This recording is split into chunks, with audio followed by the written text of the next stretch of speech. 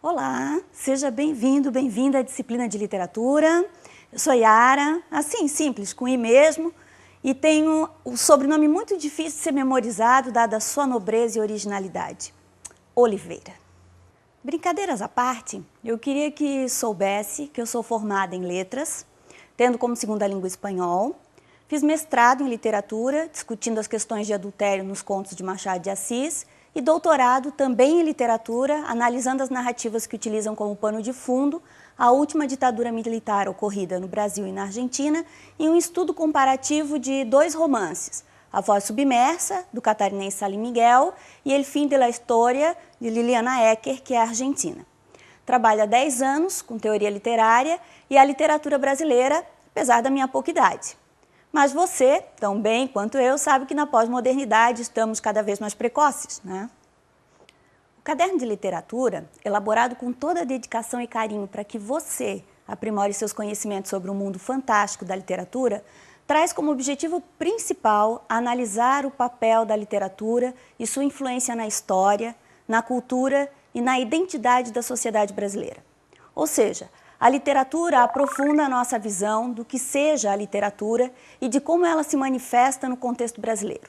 Não apenas para adultos, mas também para o público infanto-juvenil. Dessa forma, poderemos observar mais atentamente que influências a literatura traz para seu contexto de produção e para a cultura de modo geral. O nosso caderno se divide em 3 capítulos. O primeiro se dedica ao estudo da teoria literária. O segundo capítulo traz uma brevíssima síntese da literatura brasileira. E o terceiro se dedica a uma rápida abordagem da literatura infanto-juvenil no nosso país.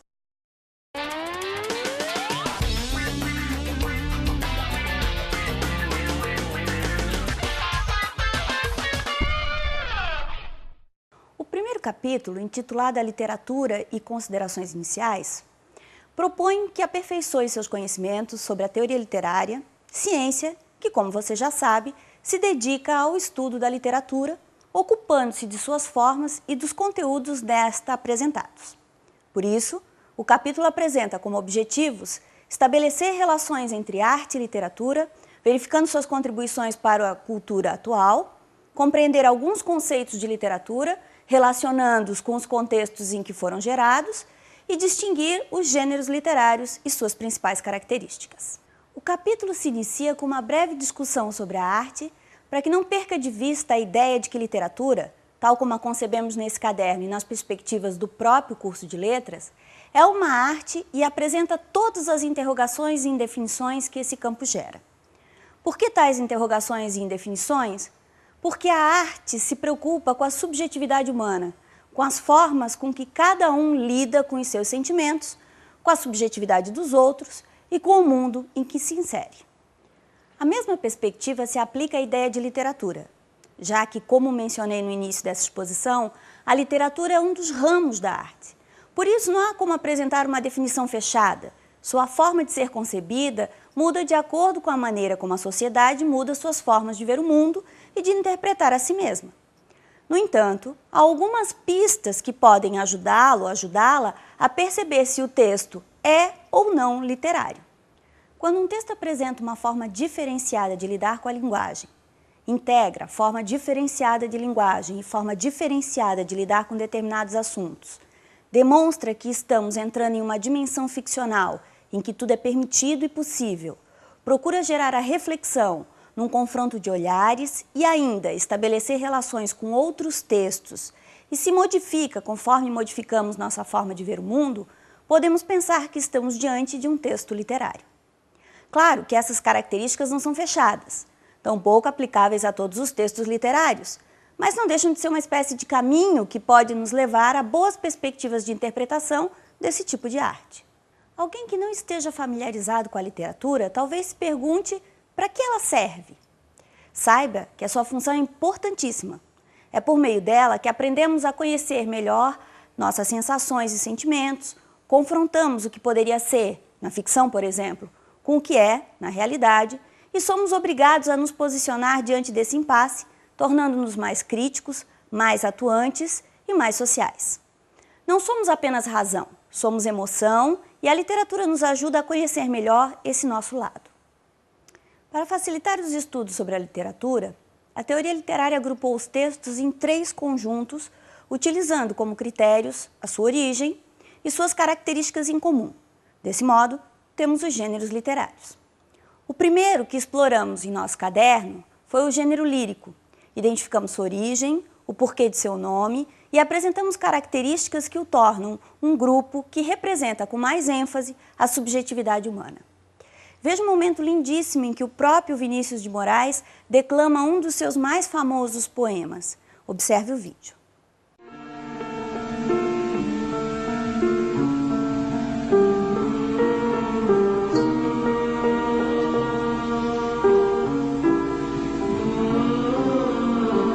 De tudo, ao meu amor serei atento antes. E com tal zelo, e sempre e tanto, que mesmo em face do maior encanto dele se encante mais meu pensamento. Quero vivê-lo em cada vão momento, e em seu louvor hei de espalhar meu canto. E rir meu riso, e derramar meu pranto ao seu pesar, ao seu contentamento. E assim, quando mais tarde me procure, quem sabe a morte, angústia de quem vive, quem sabe a solidão, fim de quem ama, eu possa me dizer do amor que tive, que não seja imortal, posto que é chama, mas que seja infinito enquanto dure. Eu sei que vou sofrer a eterna desventura de viver, à espera de viver ao lado teu, por toda a minha vida.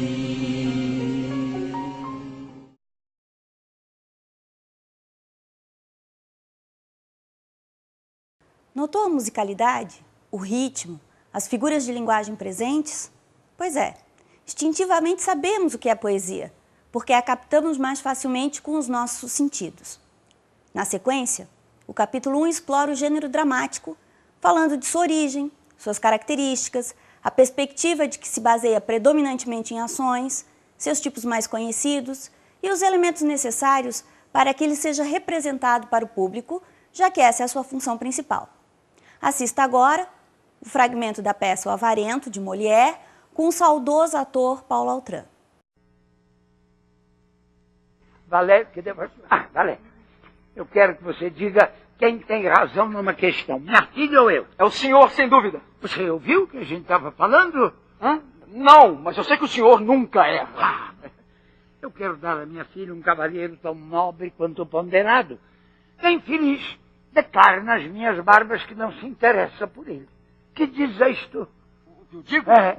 Eu digo que, no íntimo, o senhor tem razão. Mas a sua filha também não está, assim, totalmente equivocada. Como não está equivocada? Anselmo, é um ótimo partido. O que uma moça poderia desejar de melhor? É verdade. Ela, porém, poderá dizer que esse casamento é um pouco precipitado e que convém esperar só mais um tempinho. Não. Anselmo, além do mais, quer casar sem exigir dote. Ah, sem dote? Sem dote! Puxa, isso muda tudo. Vê, Elis, é um argumento mais que convincente. Já pensou na economia que eu vou fazer, minha filha? Certamente não há que hesitar. É verdade que a sua filha pode dizer que casamento é um negócio importante, que a felicidade ou a desgraça são eternas. Mas é sem dote. O senhor tem razão, o senhor tem razão. Isso decide tudo. Agora, há pessoas que poderão dizer que nesses momentos os sentimentos de uma filha são coisas que merecem ser consideradas com respeito e que uma grande diferença de idade sujeita o casamento a situações desagradáveis. Mas é sem dote.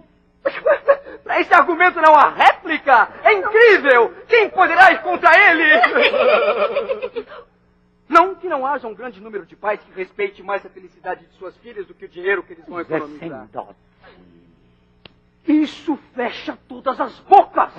Sem dote! Sem dote. Não há como resistir a um argumento desses. Mas haverá quem diga. O cachorro. Cachorro? No jardim? Vou ver meu dinheiro. Vocês me esperem aqui, hein? Não saiam daqui, eu volto já.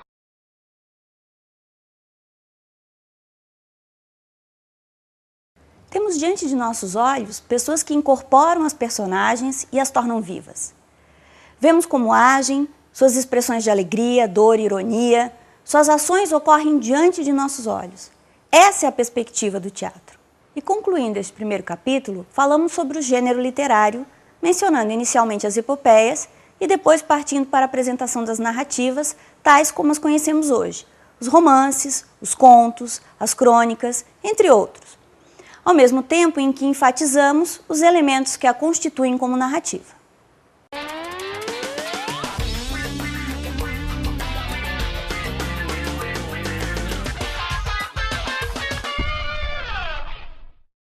O capítulo 2 é uma síntese da literatura brasileira. Nesse capítulo, os objetivos pretendidos são analisar os movimentos literários, levando em consideração o momento histórico-social no qual se inserem, identificar as principais características e os autores mais representativos de cada movimento, relacionar os movimentos literários e as suas contribuições para a formação da literatura brasileira atual. Optei por dividir nossa literatura em dois momentos para que visualizemos melhor seu processo de constituição e desenvolvimento. O primeiro período, que chamei de imperial, aborda dois momentos que marcam a consolidação da nação brasileira, regida por Dom Pedro I e Dom Pedro II. E um momento que coloquei nesse mesmo período por entender que ele faz a transição entre esse e o período seguinte. O período imperial se inicia com a instalação no Brasil do romantismo. O movimento literário fez da poesia e da prosa curta e longa, contos e romances, formas de manifestar o empenho em apresentar ao mundo uma nação com grandes perspectivas, muitas vantagens naturais e econômicas e em pleno processo de desenvolvimento. Por isso, a necessidade de criar um herói nacional, representado pelo índio, como nos romances de José de Alencar ou nos poemas de Gonçalves Dias. Falar dos sentimentos de amor à pátria e mostrar as cidades em pleno desenvolvimento e tão civilizadas quanto as metrópoles europeias. Além disso, o romantismo também primou pela subjetividade e pelo engajamento social, representados em figuras importantes como Álvares de Azevedo e Castro Alves, respectivamente. Após esse momento de caracterização da nação e sua idealização, a literatura brasileira se rende às teorias cientificistas da segunda metade do século XIX e surge uma produção literária predominantemente em prosa, que procurou fazer do texto uma espécie de retrato da sociedade e de suas relações, captado por um olhar mais objetivo sobre a arte. É o caso do realismo, que engloba também o naturalismo, forma, como você sabe, mais aguda desse movimento, e o parnasianismo, que é justamente o uso da razão na elaboração de poemas perfeitos e absolutamente racionais. Esse é o período de Machado de Assis, que se destaca por avançar nos estudos psicológicos de suas personagens, produzindo obras com estilo próprio e autônomas em relação ao realismo. Também temos o Aloysio Azevedo e sua produção totalmente engajada nos princípios naturalistas, e Olavo Bilac, figura de destaque na produção poética parnasiana. Finalizando o período imperial, temos uma nova mudança nos eixos da literatura, com o surgimento de uma produção poética mais subjetiva, de cunho onírico e transcendental, o simbolismo. Neste campo, nosso maior expoente foi Cruz e Souza, que infelizmente só teve seu mérito reconhecido com a chegada do modernismo no Brasil. O segundo momento, no caderno chamado de período republicano, mostra a trajetória de nossa literatura depois da proclamação da República. Temos uma produção de transição, com características variadas, representada por Euclides da Cunha, Monteiro Lobato, Lima Barreto e outros tantos. A chegada das vanguardas europeias, nas 2 primeiras décadas do século XX, a Semana de Arte Moderna, que rompe com o conservadorismo e propõe formas inusitadas de conceber a literatura. Num primeiro estágio, há uma produção de caráter bem revolucionário, pautada nas vanguardas, rompendo com os paradigmas de nossa literatura anterior. Depois, em um segundo estágio, ocorre uma retomada dos princípios poéticos da musicalidade, do ritmo, das rimas, da subjetividade, em nomes como Vinícius de Moraes, Cecília Meirelles, Carlos Drummond de Andrade, entre outros. Essa é a década de 30, também conhecida por autores de uma prosa regionalista bastante engajada socialmente, como as produções de Raquel de Queiroz, José Lins do Rego, Graciliano Ramos. Entre os anos de 40 e 50, vemos despontar uma produção literária de estilos muito particulares e que vem até nossos dias influenciando na literatura. Temos a produção intimista de Clarice Lispector, as produções regionalistas e inovadoras no campo linguístico de Guimarães Rosa e as produções engajadas de João Cabral de Melo Neto, além, é claro, da produção bombástica de Nelson Rodrigues e seu teatro desagradável. Encerrando o capítulo, temos as manifestações poéticas concretista, tropicalista e marginal, enfatizando a modernidade e o antropofagismo cultural iniciado na Semana de 22, e as produções contemporâneas, que seguem as mais variadas tendências nesta chamada pós-modernidade, em que mesmo os opostos convivem harmonicamente na literatura. O poeta concreto vê a palavra em si mesma, campo magnético de possibilidades, como um objeto dinâmico, uma célula viva, um organismo completo, com propriedades psicofísico-químicas, tacto, antenas, circulação, coração, viva. Augusto de Campos. Quis mudar. Tudo. Mudei. Tudo. Agora, pós tudo. Estudo. Mudo. Salve céu de mentira, presente do passado que não muda, do céu do futuro que não mente, o poeta Morituro te saúda. Salve céu de mentira, presente do passado que não muda, do céu do futuro que não mente, o poeta Morituro te saúda. Poesia concreta, tensão de palavras coisas no espaço-tempo. Notou, nesse excelente trabalho escolar, como a poesia toma novas formas e assume novos valores na pós-modernidade? O mesmo ocorrerá com todas as produções deste período do qual fazemos parte.